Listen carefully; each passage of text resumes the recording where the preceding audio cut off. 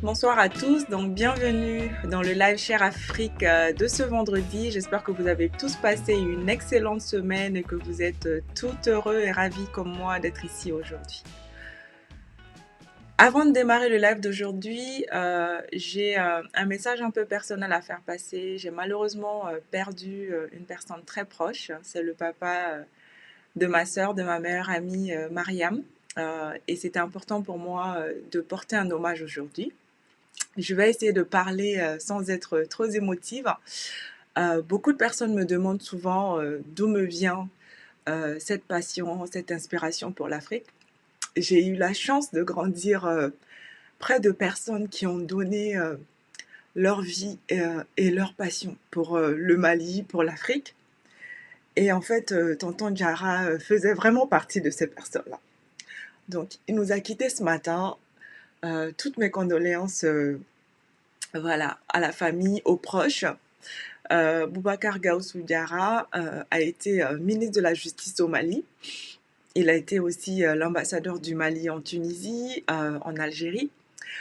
Il a travaillé notamment comme représentant de l'Union africaine basée au Burundi et a travaillé vraiment ardemment pour la paix sur le continent. Et dernièrement, au Mali, de retour, il œuvrait pour le retour de la paix parce qu'il a beaucoup travaillé sur les sujets de terrorisme et de maintien de la paix. Et il fait vraiment partie des personnes que j'admire, de ces fonctionnaires intègres qui ont tout donné pour leur pays, qui ont tout donné pour leur continent. Et au quotidien, je prends de l'inspiration en des rôles modèles comme lui. Voilà, donc accompagnez-nous de vos prières, que son âme repose en paix, que nous qui sommes ici aujourd'hui, nous continuons à faire briller et à porter haut le flambeau qu'il a toujours porté très haut jusqu'au moment où il a été rappelé à nos ancêtres. Voilà, repose en paix, tonton Diarra. Voilà, donc après avoir passé ce petit moment émotionnel, c'était difficile pour moi de parler sans être émotionnelle. Nous allons aborder le thème du jour. Un thème important parce qu'il s'agit de la question de l'éducation et de la formation professionnelle des jeunes en Afrique. J'ai eu la chance de m'entretenir avec Monsieur Mahaman Babi. Monsieur Mahaman Babi, pour les personnes qui le connaissent, c'est l'ancien ministre qui a été en charge de l'emploi, de la formation professionnelle, de la jeunesse et de la construction citoyenne au Mali. Tous ces thèmes réunis sous un seul portefeuille étaient significatifs à l'époque parce qu'il s'agissait effectivement de dessiner une stratégie pour le pays, pour créer des emplois pour cette masse que représente la jeunesse. Alors, comme vous le savez tous, en tant qu'homme politique, entrepreneur social et également personne toujours très engagée sur le terrain, son emploi du temps, malheureusement, ne lui permettait pas d'être en live avec nous ce soir. Alors, il a bien voulu se prêter à l'exercice Share Afrique en format podcast et m'a accordé un temps d'entretien que je vais faire passer et que nous allons regarder ensemble, commenter ensemble et discuter selon toutes les idées que nous avons pu échanger durant ce moment d'intervention. Voilà, je vous invite donc à suivre ces parties-là. Bonjour à tous, bienvenue dans le podcast Share Afrique. Aujourd'hui, nous avons le plaisir d'aborder un sujet important puisque nous allons parler du lien qui existe entre l'emploi, la formation professionnelle et notamment l'impact que cela a sur cette masse que nous appelons la jeunesse en Afrique. Pour aborder ce thème important, nous allons accueillir notre invité qui est Mahaman Babi. Mahaman Babi a été ministre de l'Emploi, de la formation professionnelle et de la jeunesse du Mali en 2013. Il a également travaillé au sein du système des Nations Unies pour le programme volontariat, pour le PNUD, et il a mené différentes activités politiques au Mali. Au-delà de son combat politique, Monsieur Babi était un entrepreneur social. De par son parcours, son background, son recul entre une personnalité qui a été aux commandes dans l'équipe de leadership, une personnalité qui entreprend sur le terrain, son contact avec les populations, nous avons jugé important de l'avoir dans le podcast Cher Afrique pour nous parler de cette vision et analyser ensemble des solutions que nous pouvons proposer pour aller vers cette Afrique que nous voulons, l'Afrique de nos rêves. Donc sans plus tarder, nous allons accueillir Monsieur Maman Babi. Bonjour. Bonjour. Merci tout d'abord de nous faire l'honneur d'accepter notre invitation, d'être aujourd'hui dans le podcast Cher Afrique. Comme vous le savez, Cher Afrique a vocation à aborder 4 piliers fondamentaux que sont l'éducation, la santé, le business et l'entrepreneuriat et le leadership, de telle manière que nous puissions proposer ensemble des solutions et des vraies solutions qui puissent marcher pour atteindre cette Afrique de nos rêves, cette Afrique que nous voulons.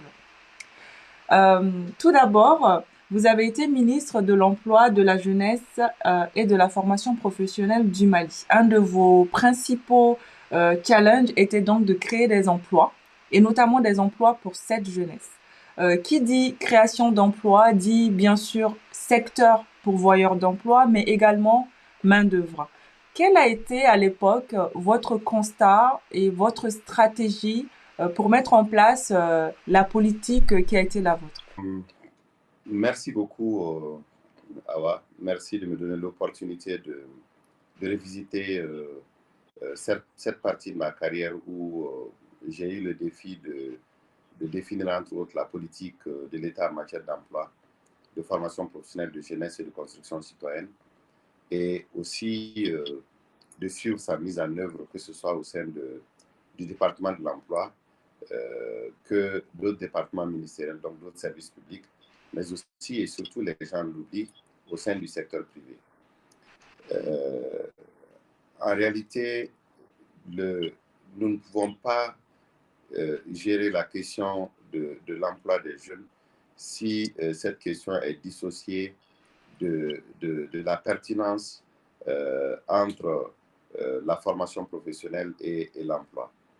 Et si vous regardez nos pays où tout est à faire, vous serez surprise de voir que, en réalité, il y a de l'emploi, il y a beaucoup de postes qui sont vacants, mais on ne trouve pas des personnes qualifiées pour occuper ces postes-là. Une chose qui m'a frappé au Mali, et ça me frappe aussi en Afrique francophone, c'est que tous les cadres, même pas, tout le monde veut que son enfant soit cadre avec bac plus 4 ou bac plus 5. Personne en réalité, très peu de gens souhaitent que leurs enfants embrassent la carrière des cadres moyens, notamment avec bac plus 2 ou même BEPC, DEF plus 3 ou plus 4. Donc cette question montre comment nous abordons la question. Nous ne regardons pas réellement pour nos enfants ce dont le marché réel a besoin. Ce que nous regardons, nous disons non. Pour nous, lorsqu'un enfant devient, un jeune devient catégorie moyenne, c'est un échec. C'est un échec scolaire, c'est un échec universitaire. Et donc, du coup, vous avez sur le marché des gens, des employeurs qui cherchent des carreleurs, des peintres bâtiments, des électriciens, des maçons. Et vous avez ce que les jeunes offrent. Ils offrent des diplômés en sciences juridiques, en comptabilité, en transit, en droit. Et malheureusement, le marché n'a pas besoin de ces jeunes-là. Donc, et cette contradiction que j'ai remarquée est visible lorsque vous voyez qu'au Mali, par exemple, les meilleurs maçons sont les Togolais, les Béninois, les meilleurs brodeurs sont les Sénégalais, les meilleurs couturiers sont souvent les Ivoiriens lorsqu'il s'agit des chemises, etc. Ça, c'est quelque chose qui frappe tout de suite. Maintenant, comment gérer cette question-là pour être solution-oriented, pour parler solution? En réalité, pour corriger ça, ça prend du temps. Pour corriger ça, il faut travailler sur le développement des curricula, donc des programmes. Il faut carrément revoir ces programmes-là. Et ces programmes ne peuvent être revus que lorsque vous impliquez le secteur privé. Donc, ça peut se développer dans le cadre d'un PPP, d'un partenaire public-privé, où les gens, les patrons qui ont besoin de ces jeunes-là à la fin de leur formation, il faut qu'ils soient impliqués dans la formation. Il faut qu'ils disent, ah, vous êtes en train de faire, par exemple, vous mettez dans leur formation la littérature française. Ça ne Mhm. nous aide pas beaucoup. C'est vrai qu'on a besoin de culture générale, mais ce n'est pas ça qui nous aide beaucoup. Ce qui nous aide, c'est plutôt, de manière pratique, comment euh, faire ça, comment souder, comment peindre, comment faire pour schématiser. Mhm. Et le développement des curricula, ça prend énormément de temps. Une fois que c'est développé aussi, il faut, il faut former les enseignants qui vont encadrer effectivement les jeunes là-dessus, ou reconvertir ceux qui sont déjà en train de faire des formations peut-être plus théoriques, moins orientées vers les besoins du marché. Ensuite, une fois que c'est fait, il faut maintenant orienter les jeunes là-bas et les former pendant un certain temps. Ça peut être 2 ans, ça peut être 3 ans, selon le cycle, ou même un peu plus long. Donc voilà un peu pour moi euh, un constat majeur que j'ai fait, l'inadéquation entre la formation et les besoins du marché réel. Et maintenant, les solutions qu'on avait proposées, c'était de revoir tout ça, mais nous avons créé un institut, c'est l'Institut national euh, de formation professionnelle. C'est un institut dont le travail était de revoir tous ces curricula et de voir comment on peut travailler avec le secteur privé pour que ce soit une réalité, pour que tout ça, ça puisse changer et que d'ici une perspective de 5 à 10 ans, que tout change et que réellement, nous ne formions que des gens que le secteur privé ou le secteur public peut absorber presque immédiatement, qu'il n'y ait presque pas de chômage. On forme les gens dont le, le secteur, les secteurs productifs ont besoin.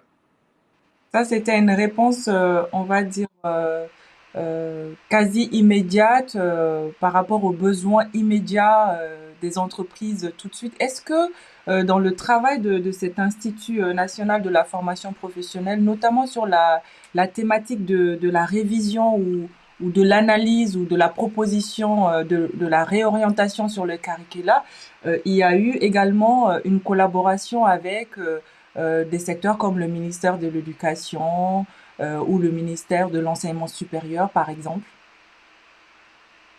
Oui, en réalité, le, le, la frontière entre l'éducation et la formation professionnelle n'est pas aussi nette que les gens le pensent.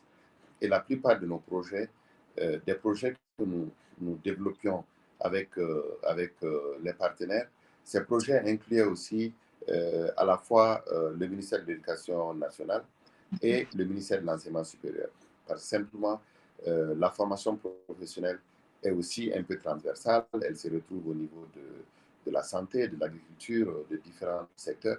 Donc, il y avait à peu près 11 ministères avec lesquels on travaillait vraiment étroitement sur ces questions de nouvelles orientations en matière de formation professionnelle. Et la formation professionnelle a cela d'intéressant que lorsque toutes ces composantes-là se mettent ensemble, les gens comprennent la complémentarité entre ces différentes structures publiques et les structures privées. Ce sont les jeunes qui gagnent parce que lorsque la formation est appropriée, c'est un emploi qui est créé immédiatement. Au bout d'un an de formation, de 2 ans de formation, on peut former des gens qui sont des transformateurs agro-industriels et tout ça.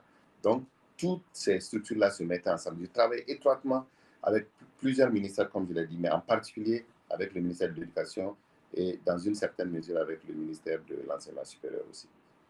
Très bien. Merci beaucoup, Monsieur le ministre. Et donc, concernant la thématique des secteurs clés, à l'époque, quels sont les secteurs clés en fait que vous avez pu analyser, notamment au Mali, des secteurs immédiatement pourvoyeurs d'emploi ou des secteurs qui, à votre sens, étaient des secteurs d'avenir? Euh, c'est une bonne question. Nous avons effectué une étude extrêmement poussée avec, avec différents partenaires pour mettre en place le PRODFPE, qui est le programme décennal de développement de la formation professionnelle pour l'emploi. Et nous avons aussi travaillé avec, si je ne me trompe pas, la Banque Ouest africaine, la Banque Ouest africaine de développement, la BOAD, pour mener une étude très poussée aussi sur les filières porteuses. Mhm. Et sincèrement, nous sommes arrivés à la conclusion que pour le Mali, euh, la niche la plus riche pour créer des emplois, c'est bien entendu le secteur primaire, c'est tout ce qui concerne les activités liées à l'agriculture avec grand A, y compris l'élevage, y compris la pêche. Tout ce qu'on peut faire comme transformation dans ce secteur-là. Bien entendu, nous avons parlé aussi, l'étude a porté aussi sur tout ce qu'on peut faire dans le secteur minier, tout ce qu'on peut faire dans les services. C'est extraordinaire de voir que le Mali a besoin de tant de maçons. Vous voyez, avec la construction des logements sociaux, on a besoin de carreleurs, d'électriciens bâtiments, mais on n'en trouve pas. La vérité, c'est qu'on n'en trouve pas. Donc, on en fait venir du Burkina, de la Côte d'Ivoire, du Sénégal, un peu partout, pour aider dans le cadre des bâtiments. Un secteur d'avenir que les gens négligent beaucoup, c'est le secteur de l'économie numérique. Ce secteur-là était vraiment un secteur, un grand pourvoyeur d'emploi. Et malheureusement, au Mali, il n'y a pas véritablement d'initiative. J'avais vu un opérateur culturel que je voulais accompagner pour que nous puissions mettre en place un centre de développement de l'économie numérique, justement. Vous avez vu que le secteur de l'audiovisuel a été comment dirais-je, libéralisé. Oui. Il y a des dizaines de chaînes de télévision privées qui sont sur le marché, mais malheureusement, les techniciens qui y sont ne sont pas bien formés. Ce sont des gens qui apprennent sur le tas, avec tout ce que ça peut contribuer à provoquer comme abus lorsque vous êtes en direct. Il y a tellement de problèmes qui peuvent se poser, des questions d'éthique et tout ça. Donc, pour moi, ça, c'est le secteur d'avenir sur lequel je pense que le Mali doit investir pour avoir les résultats très rapidement et pouvoir être aussi un centre d'excellence pour l'Afrique de l'Ouest. Très bien, merci beaucoup. Avec le recul aujourd'hui, quel regard posez-vous sur les actions que vous avez pu mener à l'époque dans ce combat de créer plus d'emplois, de mettre en place des formations plus adaptées? Qu'est-ce qui aurait pu être mieux fait et qu'est-ce que vous aurez souhaité apporter comme nouvelle stratégie ou comme idée avec du recul, on va dire aujourd'hui? OK, je pense que il y a eu beaucoup d'acquis. Euh, Moi, je venais du monde des partenaires, des PTF, des partenaires techniques et financiers. Donc, j'avais déjà dans mon background la mobilisation des ressources financières. Donc, j'ai vraiment travaillé beaucoup sur ces questions, la mobilisation des ressources au niveau du procès avec la Banque mondiale autour de 33 milliards de francs CFA. Avec le FIDA, on a pu mobiliser autour de 26 milliards pour les emplois ruraux. Avec les Français, on a mobilisé beaucoup de ressources aussi financières, pratiquement autour de, si je ne me trompe pas, autour de peut-être de 10 millions d'euros. Je ne me souviens pas bien de ces chiffres-là.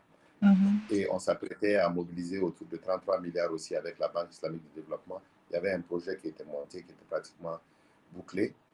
Donc, tout ça, c'était bien parce que nous avons pu, en milieu rural, vraiment créer des emplois durables, notamment dans l'embauche, notamment dans tout ce qui était question de maraîchage. Et nous avons amélioré la manière dont les gens voyaient les choses à travers la formation, à travers l'encadrement, à travers aussi, les gens négligent ça, à travers l'accès au crédit, l'accès au microcrédit. Donc ça, ce sont les choses qu'on a pu effectuer. Mais sincèrement, avec le recul, et ça va vous étonner, je pense que moi, je n'ai pas réussi, en tout cas, à montrer à deux types de décideurs en particulier, les ministres de l'économie et des finances successifs et les premiers ministres, montrer vraiment, pouvoir les convaincre de parier sur l'emploi des jeunes. L'emploi des jeunes, pas simplement pour disons, une frange de la population qui est la plus importante, mais surtout de parier sur des gens dont la stabilité détermine aussi la stabilité du pays. Oui. Ça, je n'ai pas réussi. Et je pense que c'est important que ces deux personnalités dont je parle soient très orienté emploi des jeunes pour la sécurité, pour le développement. Si ça ne se fait pas, vous avez beau crier, mais vous voyez même dans la préséance, quand vous voyez là où on met les ministres de l'Emploi, écoutez, ça veut dire ce que ça veut dire. Si le ministre serait un gouvernement de 30 personnes, le ministre de l'Emploi est au niveau de la 24e position, ça veut dire que c'est peut-être ça l'importance que nous accordons à cette question. Je pense que Et ça, c'est... juste Oui. pour apporter en fait une petite réflexion supplémentaire à ce que vous venez de dire, c'est fondamental parce que on le dit toujours qu'on a toute cette masse, toute cette jeunesse. Je pense que je lisais les chiffres quelque part ce matin qui disaient que rien qu'au Mali, à horizon 2025, on aurait plus de 240 000 jeunes uniquement ruraux qui arriveraient sur le marché de l'emploi et qu'il fallait les occuper, il fallait les absorber. Et effectivement, ce que vous dites là est crucial puisque lorsqu'ils ne sont pas occupés, ces jeunes-là, lorsqu'ils ne trouvent pas d'emploi, qu'est-ce qui se passe? Ce sont des drames auxquels on assiste, soit l'immigration clandestine avec ses conséquences, soit la déstabilisation du pays en lui-même avec les problèmes de guerre et tout ce qui s'ensuit, les différents trafics, etc. Donc je pense que c'est ce que vous vouliez dire à travers vos propos et j'ai besoin de vous l'entendre dire de manière un peu plus forte justement pour appuyer vos propos. Exactement. J'ai beau expliquer, j'ai beau expliquer l'importance de cet appui-là, parce que si vous regardez tous les troubles qui sont créés, non seulement au Mali, mais aussi en Afrique en général et peut-être dans le reste du monde, euh, euh, vous allez entendre par exemple le mot taliban. En fait, c'est talibé. C'est un disciple coranique qu'on utilise en Afghanistan et ailleurs. Si vous entendez El-Shebab ne veut rien dire d'autre que jeunesse en fait. Si vous voyez au Mali, ceux qui ont fait les attaques, au Radisson, ailleurs, si vous voyez au Burkina ceux qui ont fait les attaques, je suis désolé, il n'y a pratiquement pas quelqu'un qui a la quarantaine. Ce sont des gens qui ont 14 et 21 ans, souvent. Et parce que ces gens-là, je ne dis pas que leur seule excuse, c'est d'être pauvres, mais je veux dire que ça compte pour beaucoup. Si vous voyez tous ces gens qui sont mobilisés, ce sont des gens qui n'ont rien à perdre. Récemment, lorsqu'ils ont fait le jugement de la personne qui a démoli les monuments, les mausolées de Tombouctou, mais il a dit qu'on lui a donné de l'argent. Il a eu beaucoup d'argent. En tant qu'enseignant, il ne peut pas rêver d'avoir 40 000 ou 50 000 euros. Quand on donne ça à des jeunes qui sont désespérés, ils vont aller vers ça. Et c'est pour ça qu'il est important que les décideurs comprennent que lorsque ils mettent les jeunes à l'abri de ça, en fait, ils stabilisent le pays. La question de la stabilisation du Mali, lorsqu'elle n'est vue que sous le prisme de la victoire militaire, ça ne se fera pas. C'est aussi surtout la victoire du développement. Le maire de Boré, à côté de Mopti, de Douanza, me disait, vous savez, monsieur le ministre, lorsqu'ils viennent chez nous, les djihadistes, ils ne recrutent que parmi les gens qui ne possèdent pas, qui ne possèdent même pas 2 chèvres ou 3 chèvres. Tous les gens qui ont 2 vaches ou 3 vaches ou plus, ils ne vont jamais dans ça. Et vous voyez, et nous pouvons faire de l'embauche. Nous pouvons aider ces gens-là à développer l'élevage, à développer l'agriculture, à développer la maraîchère-culture. Et vous les soustrayez immédiatement des griffes de ces gens-là. Et tant que ça, ce n'est pas compris par nos décideurs, ça ne marchera pas simplement. Vous allez voir, vous allez dire, bon, on a un projet pour faire ceci, pour faire cela, mais lorsque il y a l'arbitrage du ministre des Finances, il va dire non, ça, ce n'est pas important pour moi, il va couper. Et qu'est-ce que vous pouvez faire? Et c'est pour ça que ça m'amène au deuxième défi. Et la chose que je pensais qu'on pouvait améliorer, c'était vraiment de mettre des moyens à la disposition de l'institut qui était chargé de revoir tout ce qui était curricula de choses, comment on appelle ça, pour la formation professionnelle, Oui. et de changer la physionomie de la formation professionnelle et donc de permettre aux jeunes de répondre aux besoins du marché. Mais il n'y avait pas de moyens au niveau de cet institut-là. Il faut mettre des moyens à la disposition de cet institut pour créer la différence.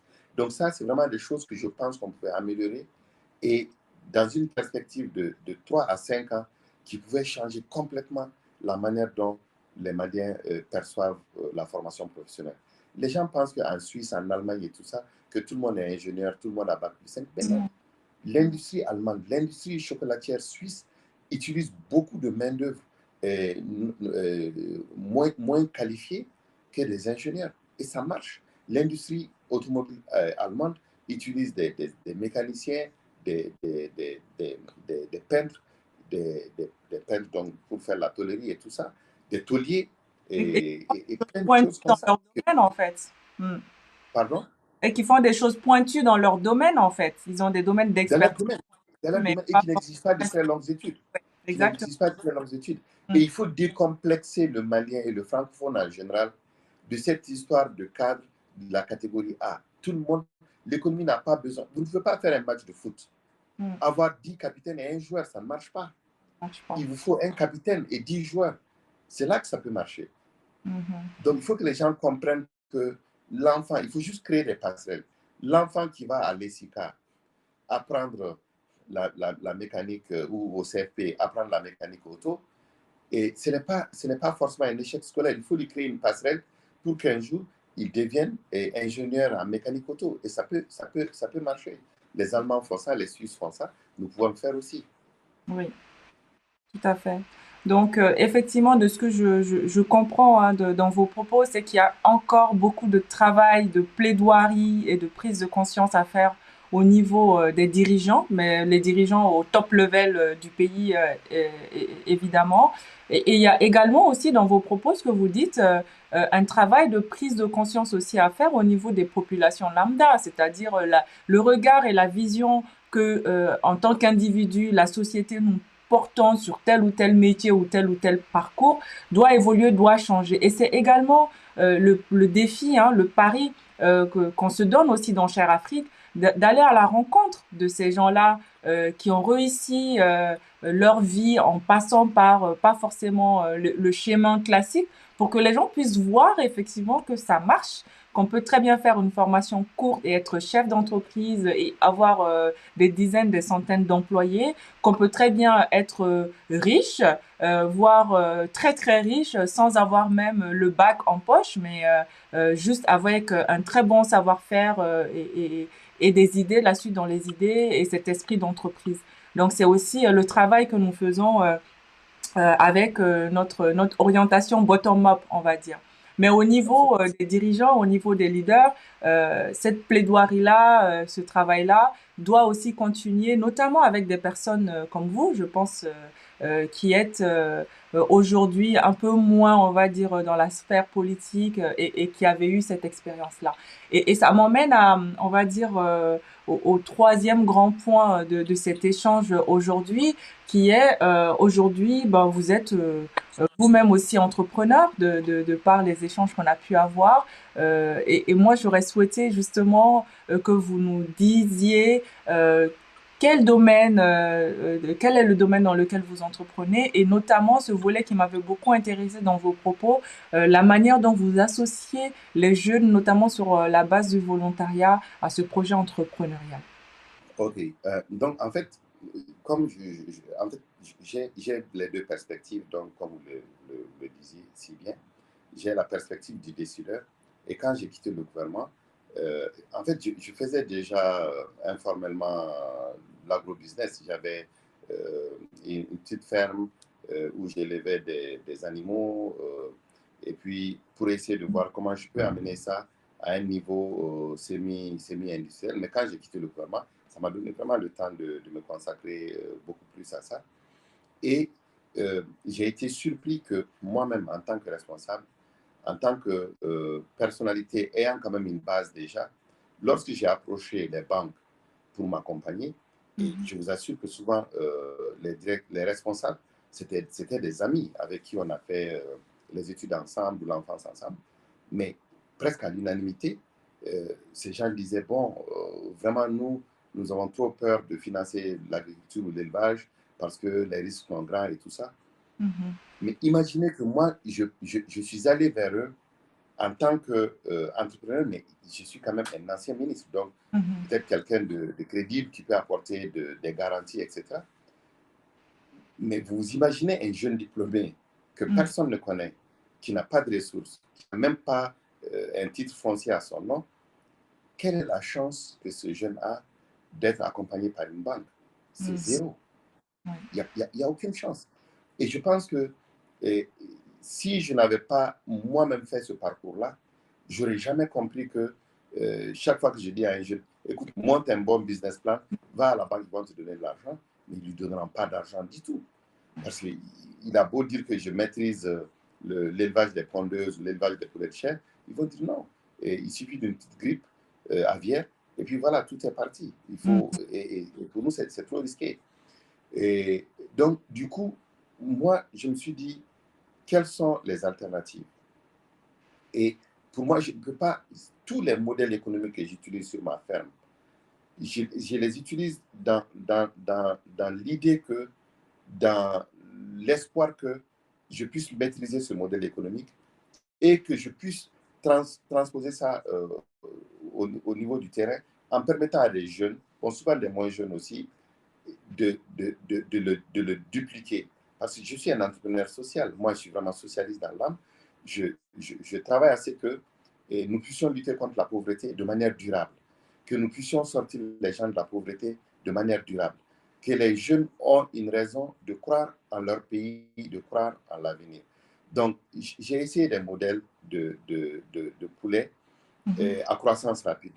J'avoue que quand j'ai mis ça sur le terrain, c'était extraordinaire. Mais je ne pouvais pas passer ça à une grande échelle parce que c'était par mes propres moyens et j'ai fait ça sur une base absolument volontaire. Mais les résultats, c'était extraordinaire. Les gens, ils ont multiplié par 10, par 20 leur cheptel avicole. Et j'ai aussi tenté, j'ai dit, bon, comment on peut aider les femmes par les mêmes mesures?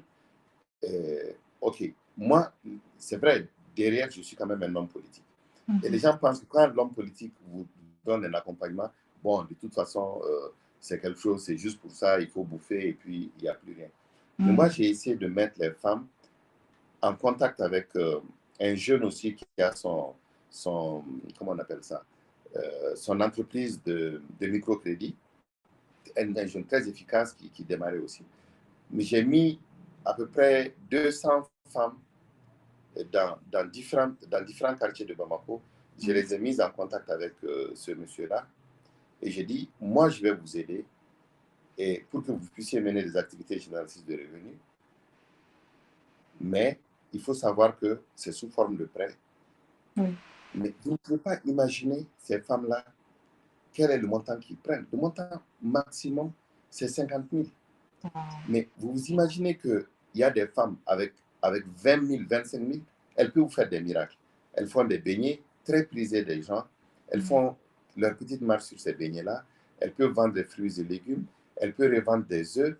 Et elles sont heureuses parce qu'elles arrivent non seulement à rembourser ces prêts-là, mais aussi ça leur permet d'améliorer le quotidien de leur foyer.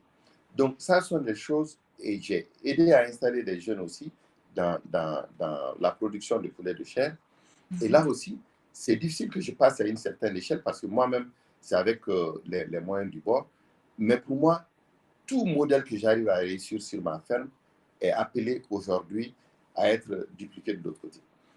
Je travaille aussi en matière de communication, mais je mets toujours plus l'accent sur l'agrobusiness. Je vous donne un autre exemple. Quand je suis sorti du gouvernement, lorsque les gens me demandent, au fait, monsieur le ministre, qu'est-ce que vous faites maintenant? Je dis, je suis éleveur de chèvres. Je vous assure, quand je dis à quelqu'un, je suis éleveur de chèvres, les personnes sont choquées. Et puis, je leur dis... Ils vont penser que c'est une blague, ils vont rigoler. Au Mali ou même dans la sous-région, on consomme beaucoup de viande et que c'est un secteur d'avenir, un secteur du présent et de l'avenir. Voilà, vous avez tout compris. Mais quand je dis ça, mais vraiment, ils meurent de rire. Hein. Ils ne me prennent pas du tout au sérieux.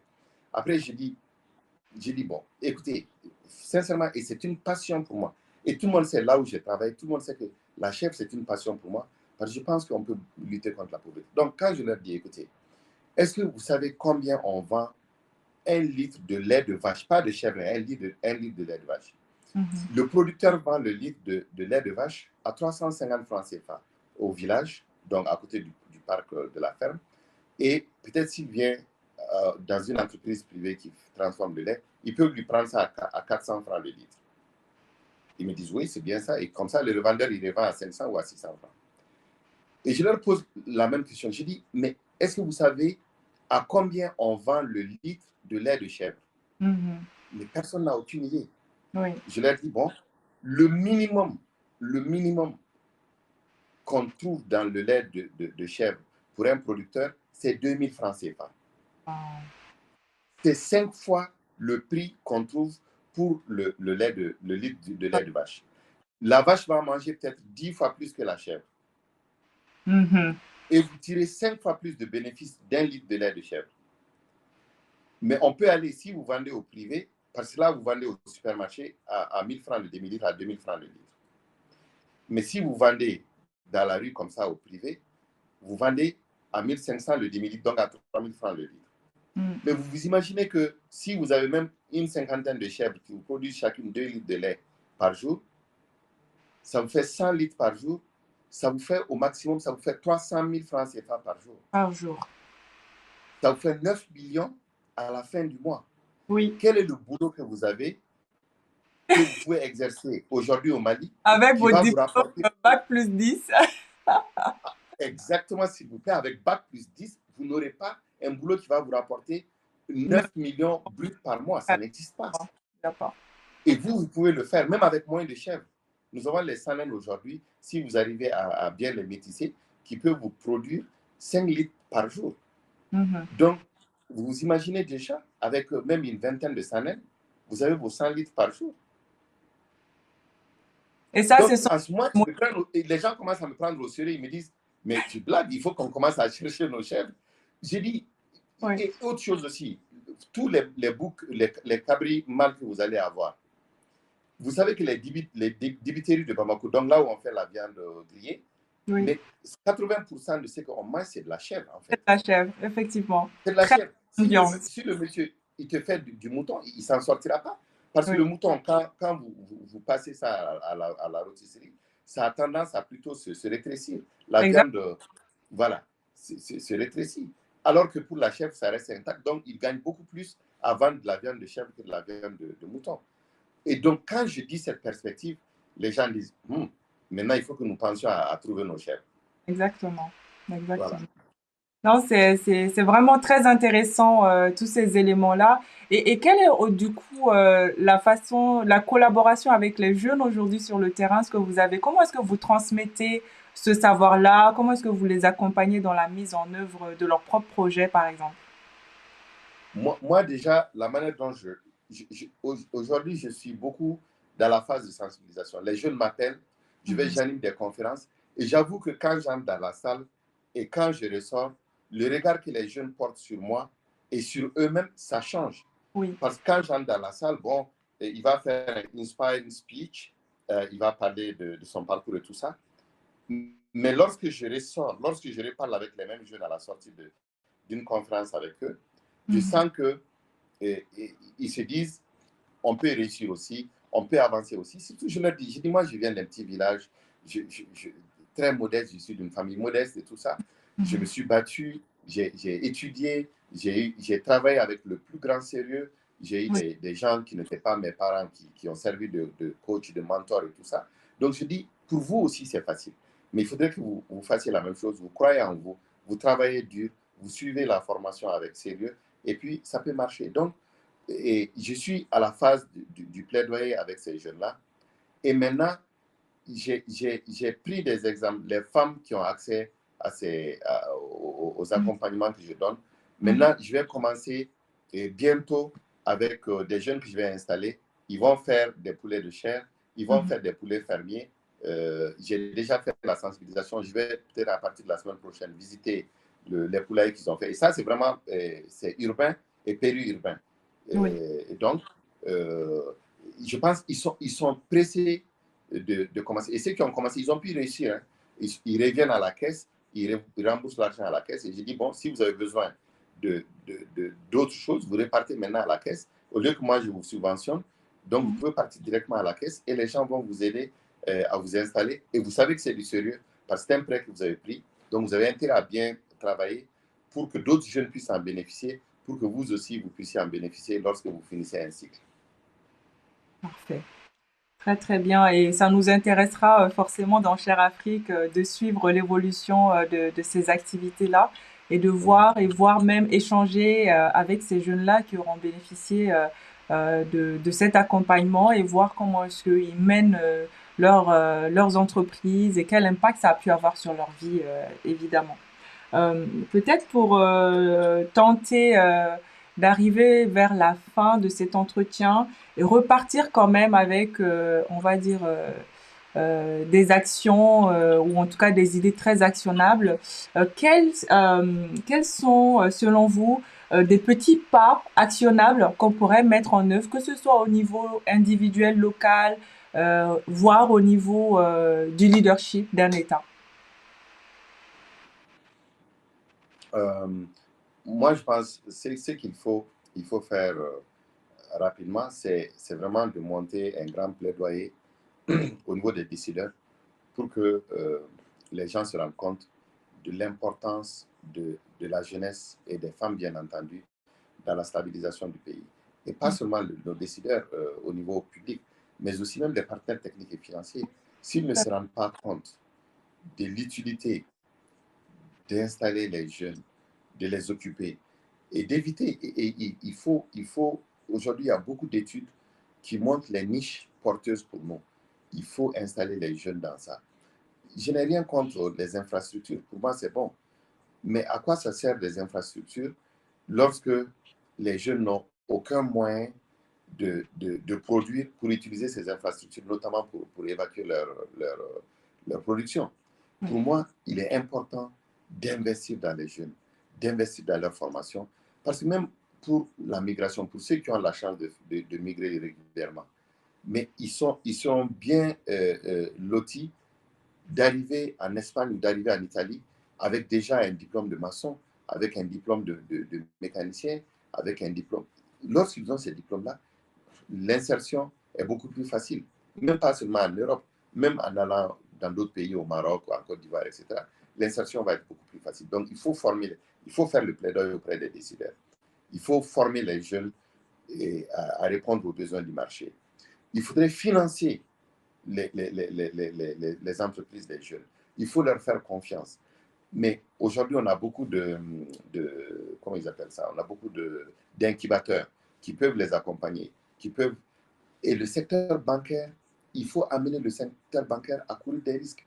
Le secteur bancaire ne veut pas dire on va s'asseoir. Faire une Non, banque, c'est courir des risques. On ne oui. peut pas s'asseoir et dire qu'on ne va s'aventurer que dans des activités sans risque. Ça ne sert à rien. C'est pour ça qu'il y a les garanties. C'est pour ça qu'il y a les assureurs aussi qui peuvent venir. Mais il faut faire confiance au génie de la jeunesse africaine. C'est ce qui va faire avancer l'Afrique. Donc, Il faut courir des risques. c'est Voilà. vraiment prendre de Il faut l'audace. développer le partenariat public-privé. Il faut Oui, développer ça. oui, le Et ça, partenariat. il faut un leadership. Il faut des gens qui comprennent ces questions-là, qui sont prêts à passer de la volonté politique à l'action politique. Parce que tous les politiciens ont la volonté politique, hein, mais très peu vont aller vers ce qu'on appelle la conscience politique. C'est de transformer la volonté en action. Et je pense qu'il faut aujourd'hui que le Mali arrive à ce niveau-là. Si nous voulons stabiliser notre pays, si nous voulons faire évoluer notre économie, si nous voulons aller vers le développement durable, il faut aller avec les jeunes, il faut aller avec des femmes bien formées et conscientes de leurs responsabilités. Merci beaucoup. Et effectivement, comment transformer cette volonté politique en action politique? Parce que quand on prend au niveau individuel, à mon propre niveau, au niveau des jeunes dans les quartiers, au niveau des familles, les gens sont en action au quotidien. Dès qu'il y a une solution quelque part, dès qu'il y a une idée, tout ce qu'on peut faire, les gens vont courir pour actionner cela et mettre des choses en place, en tout cas autant que possible. Pourquoi est-ce que parfois cela manque au niveau de l'action politique, en fait? Qu'est-ce qu'il faut pour que les dirigeants aujourd'hui, ceux qui sont aux commandes, osent, prennent des initiatives, puissent enfin y aller de manière totalement décomplexée? Qu'est-ce qui manque pour qu'on puisse actionner cette action politique de manière efficace? Avec votre recul, évidemment. Bon, moi je pense, avec le recul, moi je me rends compte qu'en réalité, euh, souvent, euh, les gens ils vont me fusiller, mais c'est pas grave. Moi, je pense on a comment ils appellent, en anglais, ils disent les templates. C'est-à-dire qu'on a des formats Mhm. prédéfinis pour le budget, on a un truc assez classique pour le budget d'État, où vraiment pour bouger de 5 à 10%, c'est toutes les négociations. Ça montre qu'il y a beaucoup de priorités pour le pays et on est obligé, avec les institutions de Bretton Woods, on est obligé de faire des choix sur une gestion saine de nos ressources. Moi, je pense qu'à un moment, il faut s'asseoir avec ces institutions-là aussi et essayer de changer ces templates qu'ils ont, qui sont des solutions qui sont utilisées across the world. Ce sont des solutions qui sont utilisées en Côte d'Ivoire, au Niger. C'est peut-être juste le nom du pays qui change essentiellement. C'est la réalité. Donc, je pense qu'il faut revoir ça, et revoir nos priorités. Et la pandémie a prouvé que nous devons changer aujourd'hui notre paradigme. Parce que dire qu'on va limiter le recrutement dans les secteurs de l'éducation, dans les secteurs de la santé, ça ne marche pas. Il faut que nous puissions assainir ça pour que ça puisse répondre à nos priorités. Il y a beaucoup de niches pour les jeunes là-dedans. Donc ça, je pense que c'est quelque chose qu'il faudrait faire. Il faudrait accepter que le pays entier comprenne que si vous voulez même faire l'exercice démocratique, vous ne pouvez pas faire l'exercice démocratique sur le dos de la frange la plus importante du pays, les femmes et les jeunes. Il faut que nous investissions dans leur avenir, dans leur formation, dans leur éducation, parce que les femmes sont meilleures gestionnaires que les hommes. Il faut que les femmes soient au devant du combat. Il faut que les jeunes, ils sont plus nombreux encore, il faut qu'ils soient au devant du combat. Donc, investir dans ces deux franges de la population, c'est investir dans l'avenir du pays, c'est investir dans la stabilité du pays. Donc, pour moi, c'est ça. Il faut conscientiser les dirigeants. Il faut travailler avec les partenaires techniques et financiers pour changer le paradigme de développement de nos pays. Il faut responsabiliser les jeunes et les femmes, et ce qui va nous permettre d'avoir des pays forts, d'avoir des institutions fortes et de pouvoir avancer sur le chemin du développement. Il faut qu'on se réinvente et il faut absolument qu'on ose enfin prendre notre destin en main, que nos leaders soient moins frileux dans cette démarche-là. Ça, c'est Absolument. vraiment des mots de conclusion, je pense, à cette discussion de ce matin sur cette thématique que nous avons voulu aborder dans le podcast de Cher Afrique, pour qu'on puisse effectivement dégager ensemble des pistes de réflexion, des pistes de discussion parce que l'importance de notre système éducatif pour pousser nos pays là où nous voulons, pour pousser cette Afrique à l'espace, à l'endroit où nous souhaitons le trouver est fondamentale. Et c'est ainsi qu'on pourra enfin bâtir cette Afrique de nos rêves. Merci beaucoup, Monsieur le ministre. Merci pour toutes les idées apportées aujourd'hui dans ce podcast. Nous allons en faire des extractions importantes. Il y a eu beaucoup de choses de dites, beaucoup de choses sont liées, la question de la sécurité, la question de la paix, la question de redonner espoir à cette jeunesse-là, la question également du leadership, de comment est-ce que nos dirigeants peuvent mener une réflexion et mettre en avant et redéfinir les priorités, la place des femmes évidemment dans les rôles de leadership, ça je le note et je me le note pour moi-même à titre personnel. Et ce sont des éléments, je pense, qui ne peuvent pas être dissociés pour avoir une Afrique en paix, pour avoir une Afrique où on rêve, pour avoir une Afrique où les richesses sont au service du pays, au service de la jeunesse qui constitue le présent et l'avenir. Et évidemment, nous donner aussi la capacité et le culot, quelque part, de définir le leadership que nous voulons pour nos pays, de définir nos termes avec nos partenaires techniques et financiers. Sommes-nous toujours dans des vrais partenariats ou sommes-nous toujours sur des sujets où nous sommes plutôt des victimes? Donc, ce sont des débats que nous poserons sur la table ici dans Cher Afrique et je pense que très certainement on aura l'occasion et la chance de vous recontacter pour venir discuter avec nous et avec notre public de ces thèmes qui sont très importants. Donc, grand merci encore. J'attends mon litre de lait de chèvre. Il n'y a pas de Moi, souci. je suis plutôt lait de vache en bonne femme peule, mais le lait de chèvre, j'avoue, est quelque chose que j'affectionne également. Oui, ok. Très bien. Merci en tout cas, vous avez dit avec vos mots et ça a été dit même plus éloquemment que ce que j'ai fait. Donc, en tout cas, bravo pour Cher Afrique. Je pense que c'est une bonne initiative. Je vous encourage et je reste à votre disposition si vous avez besoin de moi pour discuter, inspirer les jeunes, avancer dans cette Afrique que nous aimons tous et que nous voulons voir se développer. Je serai absolument à votre disposition et à tout moment et puis pour faire avancer la cause de l'Afrique. Merci beaucoup. Merci infiniment, monsieur le. À À très très bientôt. bientôt. Au Merci revoir. beaucoup. Voilà, c'était l'entretien que j'ai eu le plaisir d'avoir avec Monsieur le ministre Babi. J'espère que vous avez passé un bon moment. En tout cas, j'étais ravie d'interagir avec vous durant le live sur les commentaires. Je pense qu'effectivement, sur les questions fondamentales qui ont été posées pendant cet échange avec Monsieur le ministre, il y a encore beaucoup de discussions à suivre dans le cadre de Cher Afrique, que ce soit directement avec vous dans le live ou en format podcast. Je serais ravie effectivement de continuer les échanges avec les uns et avec les autres. Merci beaucoup, Monsieur le ministre, voilà, de nous joindre dans le fil des commentaires. C'est vrai qu'on aurait aimé vous avoir directement en live pour échanger, mais c'était tout aussi bien parce que du coup, personnellement, ça m'a permis de pouvoir interagir également dans le cadre des commentaires. Alors pour vous, il y a quelques questions intéressantes qui ont été posées, à savoir notamment beaucoup de passion et d'intérêt pour cette question d'élevage, notamment d'élevage de chèvres. Il va falloir certainement que vous nous en disiez plus. Je pense qu'on peut penser à organiser une séance spéciale sur, par exemple, votre retour d'expérience sur comment devenir éleveur de chèvres et en tirer parti. Et peut-être en nous montrant un peu des images de votre ferme, de ce que vous y réalisez.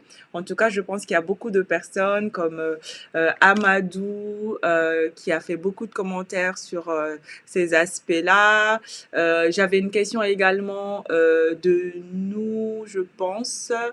Alors nous qui disait vous devez tout faire pour montrer aux hommes politiques maliens la bonne manière de faire la politique. En tout cas, merci beaucoup.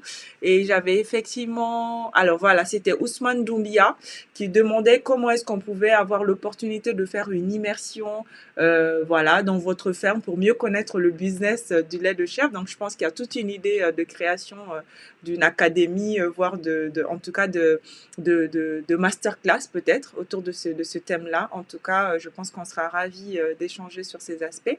Il y a d'autres points de l'interview qui moi personnellement m'ont beaucoup intéressé, que j'ai noté pour discuter prochainement. Ça touche également ces questions de rapport entre nos pays et les institutions de Bretton Woods, notamment le FMI et la Banque mondiale, qui sont souvent les pourvoyeurs de finances. Alors qui dit pourvoyeur de finances, comme je l'entendais dire il n'y a pas longtemps dans un échange entre Mo Ibrahim et le président Paul Kagame, la personne qui donne l'argent souvent pose ses conditions.